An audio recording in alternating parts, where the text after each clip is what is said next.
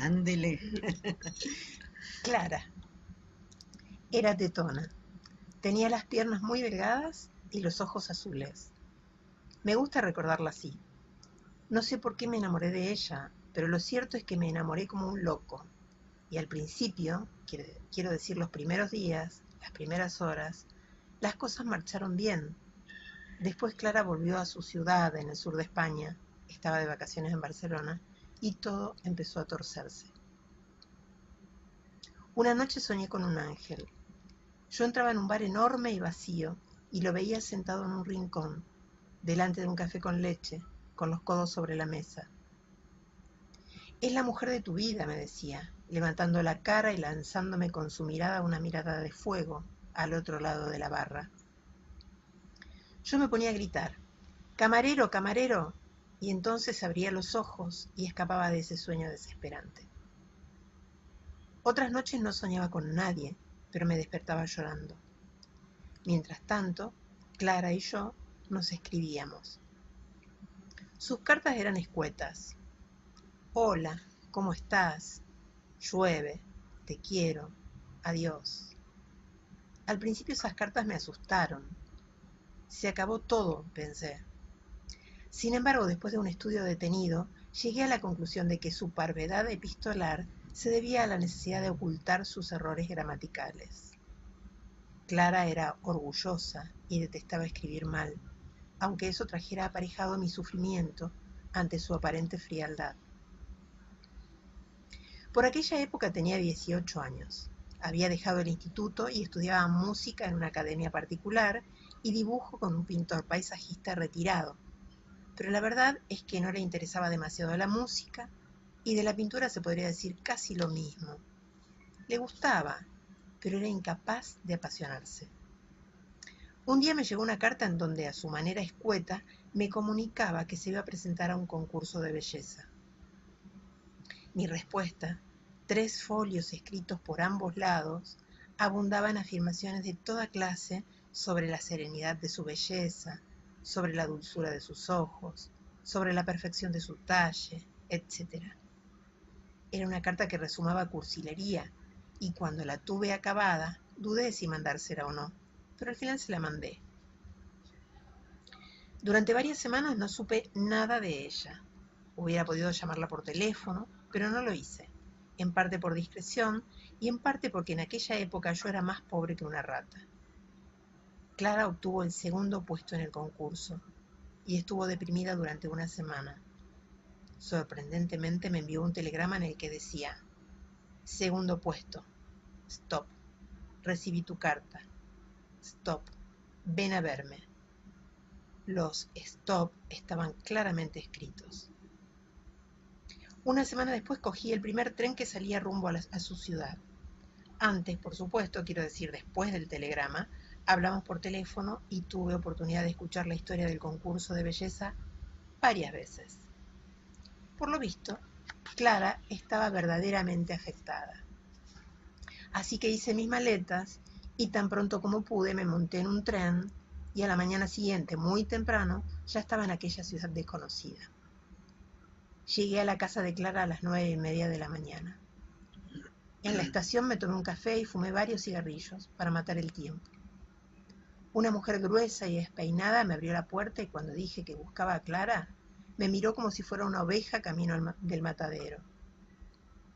Durante algunos minutos, que me parecieron excesivamente largos y que después, pensando en todo el asunto, caí en la cuenta de que en efecto lo fueron, la esperé sentado en la sala, una sala que irrazonablemente me pareció acogedora, excesivamente recargada, pero acogedora y llena de luz.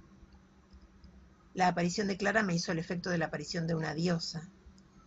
Sé que es estúpido pensarlo, sé que es estúpido decirlo, pero así fue. Los días siguientes fueron agradables y desagradables. Vimos muchas películas, casi una diaria. Hicimos el amor. Yo era el primer tío con el que Clara se acostaba, lo que no pasaba de ser una anécdota curiosa, pero que a la larga me iba a costar caro. Paseamos, conocí a los amigos de Clara, fuimos a 2 fiestas espantosas, le propuse que se viniera a vivir conmigo a Barcelona. Por supuesto, a estas alturas, yo sabía cuál sería la respuesta. Un mes después, una noche, tomé el tren de vuelta. Recuerdo que el viaje fue horrible. Poco después Clara me escribió una carta, la más larga que nunca me mandara, diciéndome que no podía seguir conmigo, que las presiones a las que la sometía mi propuesta de vivir juntos eran inaceptables, que todo había terminado. Hablamos 3 o 4 veces más por teléfono. Creo que yo también le escribí una carta en donde la insultaba, en donde le decía que la amaba. En cierta ocasión en que viajé a Marruecos la llamé desde el hotel en que me hospedaba en Algeciras y esta vez pudimos conversar educadamente. O eso le pareció a ella, o eso creí yo. Años después Clara me iba a contar los trozos de su vida que yo me había perdido irremediablemente.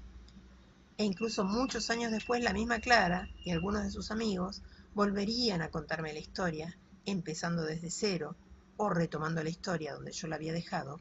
Para ellos era lo mismo. Yo era al fin y al cabo un extraño. Para mí también, aunque me resistiera, era lo mismo. Clara, predeciblemente, se casó poco después de terminar su noviazgo. Sé que la palabra noviazgo es excesiva, pero no se me ocurre otra, conmigo. Y el afortunado fue, como también era lógico, uno de aquellos amigos a quienes conocí durante mi primer viaje a su ciudad. Pero anteriormente tuvo problemas mentales. Solía soñar con ratas, solía oírlas por la noche en su cuarto, y durante meses, los meses previos a su matrimonio, estuvo durmiendo en el sofá de la sala. Supongo que con la boda desaparecieron las jodidas ratas. Bien, Clara se casó, y el marido al que Clara amaba, resultó una sorpresa incluso para ella. Al cabo de 1 año o 2 años, no lo sé, Clara me lo contó, pero lo he olvidado, se separaron. La separación no fue amistosa. El tipo le gritó, Clara le gritó, Clara le dio una bofetada. El tipo le contestó con un puñetazo que le desencajó la mandíbula. A veces, cuando estoy solo y no puedo dormir, pero tampoco tengo ánimos para encender la luz, pienso en Clara, la ganadora del 2.º puesto en el concurso de belleza, y la veo con la mandíbula colgando, incapaz de volver a encajársela ella sola y conduciendo con una sola mano, con la otra se sostiene la quijada, hacia el hospital más cercano. Me gustaría reírme, pero no puedo. De lo que sí me río es de su noche de bodas. El día antes la habían operado de hemorroides, así que no fue muy lucida, supongo. O tal vez sí. Nunca le pregunté si pudo hacer el amor con su marido. Creo que lo hicieron antes de la operación. En fin, no importa. Todos estos detalles me retratan más a mí que a ella. El caso es que Clara se separó 1 año o 2 después de la boda y se puso a estudiar. No tenía acabado el bachillerato, por lo que no podía entrar en la universidad, pero excluyendo eso, lo probó todo. Fotografía, pintura. No sé por qué siempre pensó que podía ser una buena pintora. Música, mecanografía, informática, todas esas carreras de 1 año y diploma, y promesas de trabajo en la que se meten de cabeza o de culo los jóvenes desesperados. Y Clara, aunque se sentía feliz de haber dejado atrás a un marido que le pegaba, en el fondo era una desesperada. Volvieron las ratas, las depresiones, las enfermedades misteriosas. Durante 2 o 3 años estuvo siendo tratada de úlcera y al final se dieron cuenta de que no tenía nada, al menos en el estómago. Por aquella época creo que conoció a Luis, un ejecutivo que se hizo su amante y que además la convenció para que estudiara algo relacionado con administración de empresas. Según los amigos de Clara, ésta por fin había encontrado al hombre de su vida. No tardaron en ponerse a vivir juntos. Clara comenzó a trabajar en unas oficinas, una notaría o una gestoría, no lo sé. Un trabajo muy divertido, decía Clara, sin ningún asomo de ironía. Y la vida pareció encarrilarse definitivamente. Luis era un tipo sensible, nunca le pegó. Un tipo culto. Fue uno de los 2 millones de españoles, creo, que compraron los fascículos de la obra completa de Mozart. Y un tipo paciente. La escuchaba todas las noches y los fines de semana. Y aunque Clara tenía pocas cosas que decir sobre sí mismo, hablaba de ello incansablemente. Ya no la amargaba el concurso de belleza, por cierto, aunque de tanto en tanto volvía sobre él, sino más bien sobre sus depresiones, su tendencia a la locura, los cuadros que había querido pintar y que no había pintado. No sé por qué, tal vez porque le faltó tiempo, no tuvieron hijos, aunque Luis, según Clara, se moría por los niños. Pero ella no estaba preparada. Aprovechaba el tiempo para estudiar, para escuchar música, Mozart, pero luego siguieron otros, para hacer fotografías que no mostraba a nadie. A su manera oscura e inútil, intentaba preservar su libertad e intentaba aprender. A los 31 años se acostó con un compañero de oficina. Fue algo simple y sin mayores consecuencias, al menos para ellos dos. Pero Clara cometió el error de contárselo a Luis. La pelea fue espantosa. Luis destrozó una silla o un cuadro que él mismo había comprado, se emborrachó y durante un mes no le dirigió la palabra. Según Clara, a partir de ese día las cosas nunca volvieron a ser iguales, pese a la reconciliación, pese a un viaje que realizaron juntos a un pueblo de la costa, un viaje más bien triste y mediocre. A los 32, su vida sexual era casi inexistente, y poco antes de cumplir los 33, Luis le dijo que la quería, que la respetaba, que nunca la olvidaría, pero que desde hacía varios meses salía con una compañera de trabajo divorciada y con hijos, una chica buena y comprensiva, y que pensaba irse a vivir con ella. En apariencia, Clara se tomó la separación, era la primera vez que la dejaban, bastante bien. Pero a los pocos meses cayó en una nueva depresión que la obligó a dejar el trabajo temporalmente y a empezar un tratamiento psiquiátrico que no le sirvió de mucho. Las pastillas que tomaba la inhibían sexualmente, aunque intentó, con más voluntad que resultados, acostarse con otras personas, entre ellas yo. Nuestro encuentro fue breve y en líneas generales desastroso. Clara volvió a hablarme de las ratas que no la dejaban en paz. Cuando se ponía nerviosa no paraba de ir al baño. La primera noche que nos acostamos se levantó a orinar unas 10 veces. Hablaba de ella misma en tercera persona. De hecho, una vez me dijo que dentro de su alma existían 3 Claras. Una niña, una vieja, la esclava de su familia, y una joven, la Clara verdadera, con ganas de irse de una vez por todas de aquella ciudad, con ganas de pintar, de hacer fotografías, de viajar y de vivir. Los primeros días de nuestro reencuentro temí por su vida, tanto que a veces ni siquiera salía a comprar por temor a encontrarla muerta a mi regreso. Pero con los días mis temores se fueron desvaneciendo y supe, tal vez porque eso era lo que me convenía, que Clara no iba a quitarse la vida, no iba a tirarse por el balcón de su casa, no iba a hacer nada. Poco después me marché, aunque esta vez decidí llamarla por teléfono cada cierto tiempo, no perder el contacto con una de sus amigas que me mantenía informado, si bien de manera espaciada, de lo que le fuera sucediendo. Así supe algunas cosas que acaso hubiera preferido no saber, episodios que en nada contribuían a mi serenidad, historias de las que un egoísta debe protegerse siempre. Clara volvió al trabajo. Las nuevas pastillas que tomaba obraron milagros en su ánimo, y al poco tiempo, tal vez como represalia por la baja tan prolongada, la destinaron a una sucursal de otra ciudad andaluza, no muy lejos de su ciudad. Allí se dedicó a ir al gimnasio. Con 34 años distaba mucho de ser la belleza que conocí con 17, y a entablar nuevas amistades. Así fue como conoció a Paco, divorciado como ella. No tardaron en casarse. Al principio Paco ponderaba las fotografías y las pinturas de Clara ante quien quisiera escucharlo. Y Clara creía que Paco era una persona inteligente y de buen gusto. Con el tiempo, sin embargo, Paco dejó de interesarse por los esfuerzos estéticos de Clara y quiso tener un hijo. Clara tenía 35 años y en principio la idea no le entusiasmaba, pero acabó cediendo y tuvieron un hijo. Según Clara, el niño colmaba todos sus anhelos. Esa fue la palabra empleada. Según sus amigos, cada día estaba peor, lo que en realidad quería decir bien poco. En cierta ocasión, por motivos que no vienen al caso, tuve que pasar una noche en la ciudad de Clara. La llamé desde el hotel, le dije dónde estaba, concertamos una cita para el día siguiente. Yo hubiera preferido verla esa misma noche, pero desde nuestro último encuentro, Clara, tal vez con razón, me consideraba una especie de enemigo. y no insistí. Cuando la vi me costó reconocerla. Había engordado y su rostro, pese al maquillaje, exhibía el estrago más que del tiempo de las frustraciones, cosa que me sorprendió, pues yo en el fondo nunca creí que Clara aspirara a nada. Y si tú no aspiras a nada, ¿de qué puedes estar frustrado?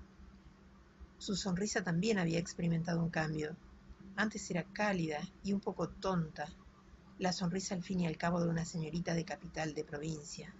Y ahora era una sonrisa mezquina, una sonrisa hiriente en la que era fácil leer el resentimiento, la rabia, la envidia.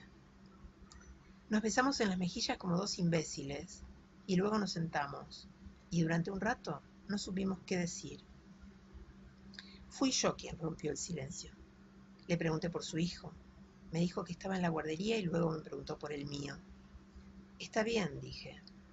Los dos nos dimos cuenta de que a menos que hiciéramos algo, aquel sería un encuentro de una tristeza insoportable. ¿Cómo me encuentras?, dijo Clara. Sonó como si me pidiera que la bofeteara. Igual que siempre, contesté automáticamente.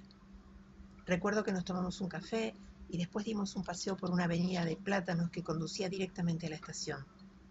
Mi tren salía dentro de poco, pero nos despedimos en la puerta de la estación y nunca más la volví a ver. Mantuvimos, eso sí, algunas conversaciones telefónicas antes de su muerte. Solía llamarla cada 3 o 4 meses.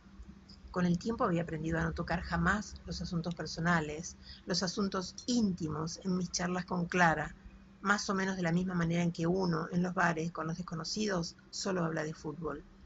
Así que hablábamos de la familia, una familia abstracta como un poema cubista, de la escuela de su hijo, de su trabajo en la empresa, la misma de siempre, en donde con los años llegó a conocer la vida de cada empleado, los líos de cada ejecutivo, secretos que la satisfacían de manera acaso excesiva.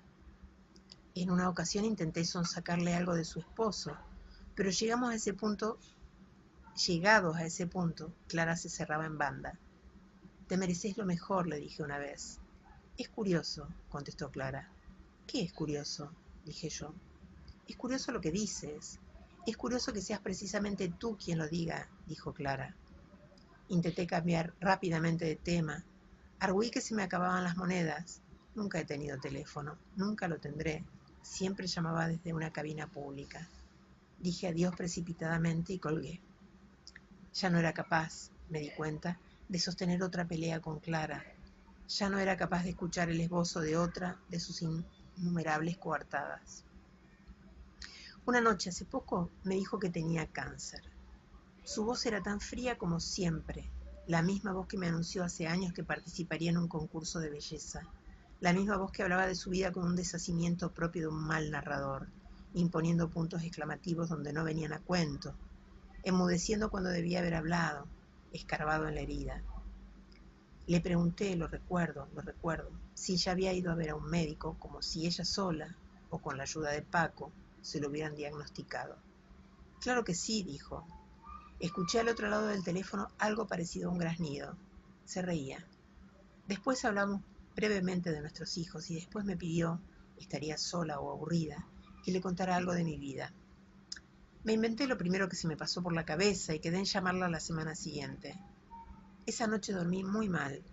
Encadené una pesadilla tras otra y de pronto me desperté dando un grito y con la certeza de que Clara me había mentido, que no tenía cáncer, que le pasaba algo. Eso era indudable. Desde hacía 20 años le estaban ocurriendo cosas, todas pequeñas y jodidas, todas llenas de mierda y sonrientes, pero que no tenía cáncer. Eran las 5 de la mañana. Me levanté y caminé hacia el paseo marítimo con el viento a favor, lo que era extraño, pues el viento siempre sopla del mar hacia el interior del pueblo y pocas veces desde el interior hacia el mar. No me detuve hasta llegar a la cabina telefónica que está junto a la terraza de uno de los bares más grandes del paseo marítimo. La terraza estaba desierta, las sillas atadas a las mesas con cadenas, pero en un banco un poco más allá, casi a la orilla del mar, un vagabundo dormía con las rodillas levantadas y de tanto en tanto se estremecía como si tuviera pesadillas. Pulsé el único teléfono que tenía en mi agenda de la ciudad de Clara, que no era de Clara. Tras mucho rato, una voz de mujer contestó la llamada. Le dije quién era y de pronto ya no pude hablar más. Pensé que colgaría, pero oí el chasquido de un encendedor y luego los labios aspirando el humo. ¿Sigues ahí?, dijo la mujer. Sí, dije. ¿Has hablado con Clara? Sí, dije. ¿Te dijo que estaba enferma de cáncer? Sí, dije. Pues es verdad, dijo la mujer. De golpe se me vinieron encima todos los años desde que conocí a Clara, todo aquello que había sido mi vida y en donde Clara apenas tuvo nada que ver.